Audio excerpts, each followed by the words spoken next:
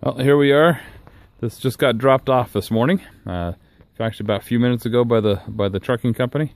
So we're going to get this new Yoder 640 out and going and see what it looks like.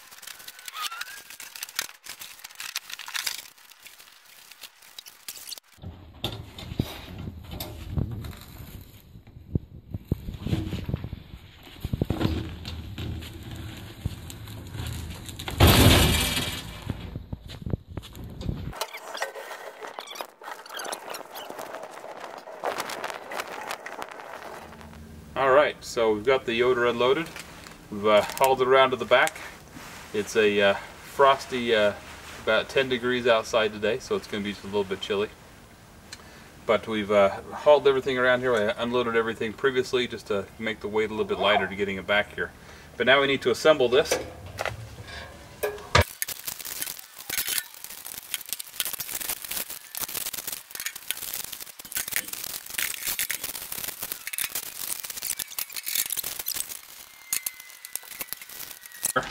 We're ready to do the initial burn in, so we're going to take and move the damper plate all the way back. Make sure the cooking grate is, or the fire pot is seated well. All the grates have been removed. The next thing to do is add some pellets.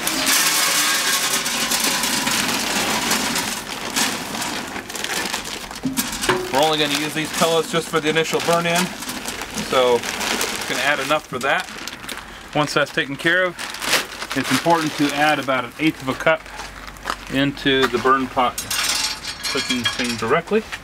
So with that, we'll turn this to on and press start.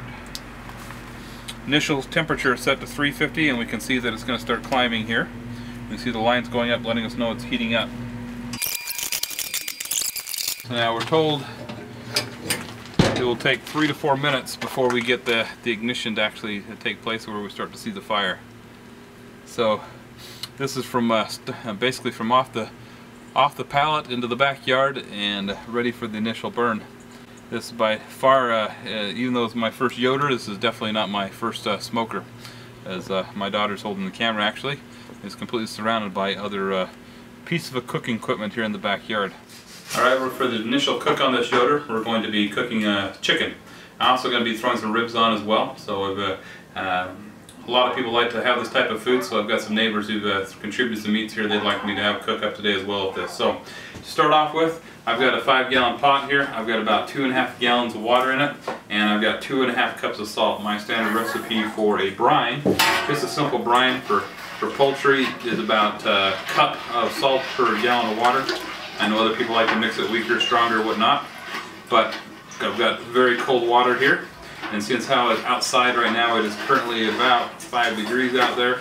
It'll keep this nice and cold so I can do the brining out there. I don't have to make room in the refrigerator for this big pot. But it's important the salt be completely dissolved in the water, because if the salt is not dissolved in the water, it'll settle and will not marinate the chicken or brine the chicken well. The chicken's going to get about 2 hours of brining. So we're going to, once we've got this mixed here, which looks like we've got this mixed, the salt is now dissolved into the water. We've got our brine solution ready.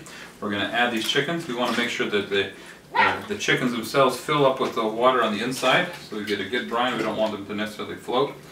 These chickens have been thoroughly thawed out in the fridge so that they're ready for this. We've got 5 chickens we're going to do here. That spacious Yoder, though, it should only take up a small amount on the grill, give us some room for the ribs. The ribs are going to only get about a 30-minute brine. I'm not going to show that portion here. These are going to get about 2 hours, and then we'll take them out to the grill. I'll season them up and take them out. Back, you can see we've got 5 chickens here. We've got 2 baby back ribs. I've just pulled them out of the water, and I've drained them off, and then I've dried them all off so that they're nice and dry. In fact, that's the main rule, is I want all the water to go off. Now, some people like to rinse their meat after they pull it out of the brine. I personally, after I've dried it off, I think we're just fine that way. So I'm going to start off here is I take some just some melted butter, and I put this here. I just want to quickly dab everything down with a little bit of this. This will help hold all the rubs on that we're going to be adding to this here and momentarily.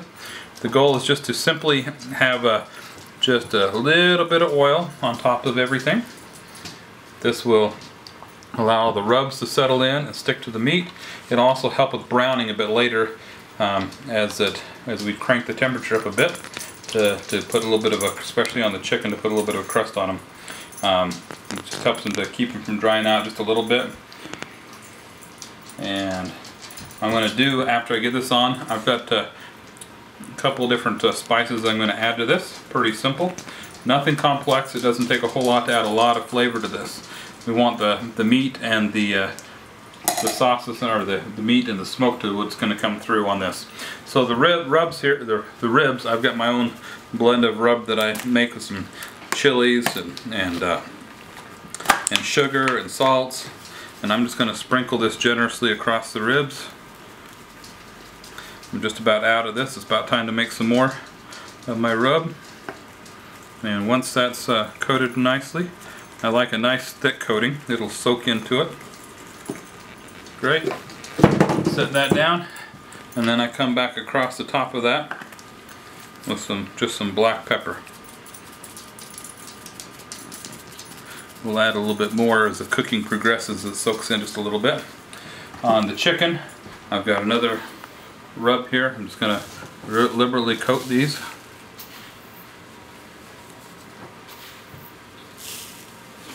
I don't care if it spills off a little bit. This is just a bit of sugar, some brown sugar, some other spices that are in here, so there's no salt in this at all. The salt's gonna, any of this savory is gonna come completely from the brining that we've already done. The goal of this is just to add a little bit more flavor and have it soak into that skin a little bit.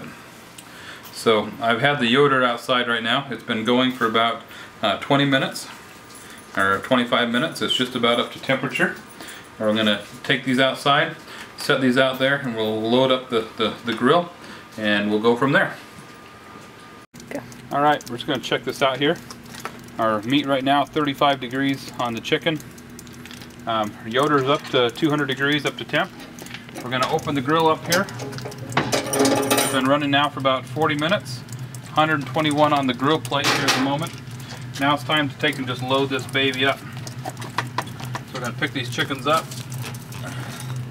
just place them in here, try to keep as much of that rub as we can on them.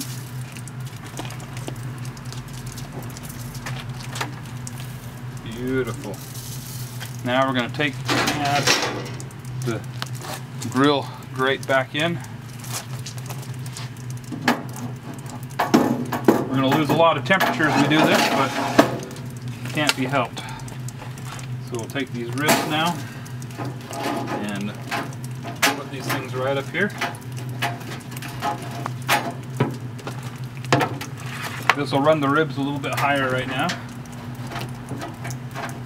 Beautiful. So now we've got a loaded up grill. Take my gloves off for a moment here, and let's insert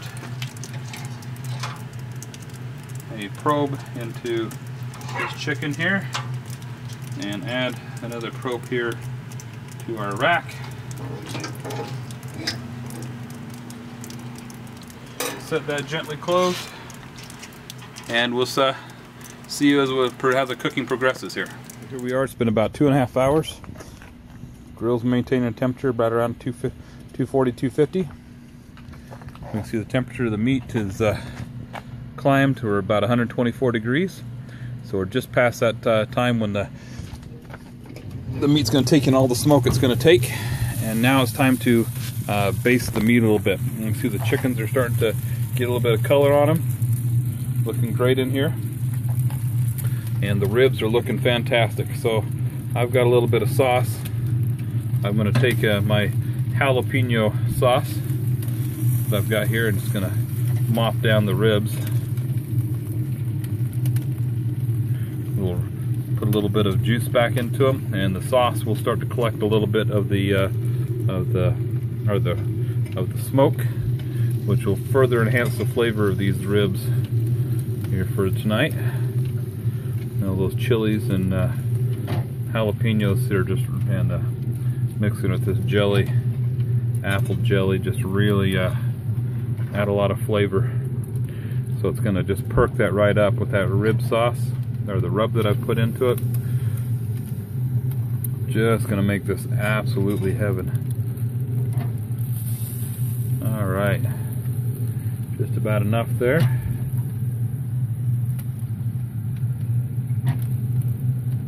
All right, beautiful.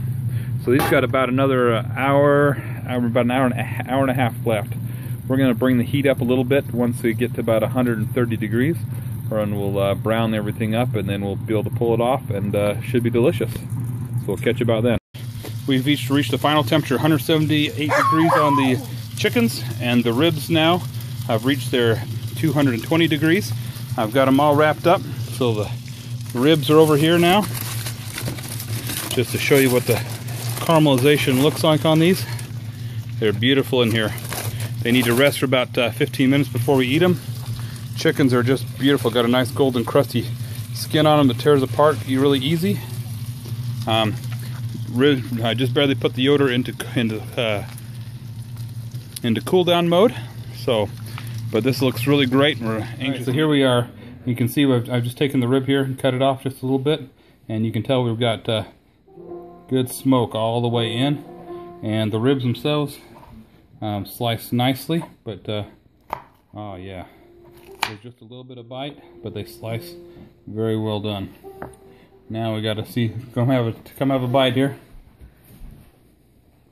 Step up, come on. Everybody's afraid here. I'm not afraid. I was being nice. All right, go for it. First bite off the Yoder, how is it? Mmm. All right, let's try. It's not polite to talk with your mouth full. Let's check the chicken now. Mmm. All right, so here we are on the chicken. Got a nice crispy outer edge. Chicken slice is very nice. Cut into a quarter here. Oh yeah. Pull that apart.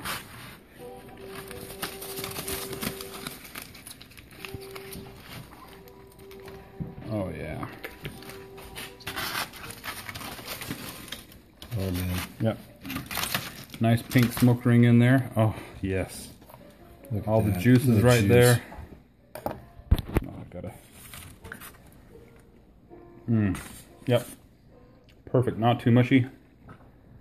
Perfect bite to it. Yeah. Yep. Awesome. Excellent. So, have to say, for the first time grilling on the Yoder, doing ribs and chicken at the same time, turned out perfect, foolproof. Yeah, the grill's gone through a shutdown mode and is back down to being cooled down. Soon I'll be able to put the grill cover on it, but this is a thing of beauty. The grates have now been burnt in, got well charred. It's cool to the touch here, which is just perfectly. I'll clean it up a little bit later and put the grill cover back over the top of it. But this thing is, looking forward to this giving us years and years of quality food. If anybody's got any questions, this is definitely a great addition to my collection of cookers and smokers. By far, this is top of the line. But I just want to give a shout out to Craig at Gourmet Grills and Heritage Safe in Boise, Idaho. Called him just 4 days ago and ordered this, and he had it on a truck the next day. Shipped off to me freight down here to Utah. Arrived just in time for us the day after New Year's for our cookout here at home. But this is an amazing machine, and I'm glad to have it.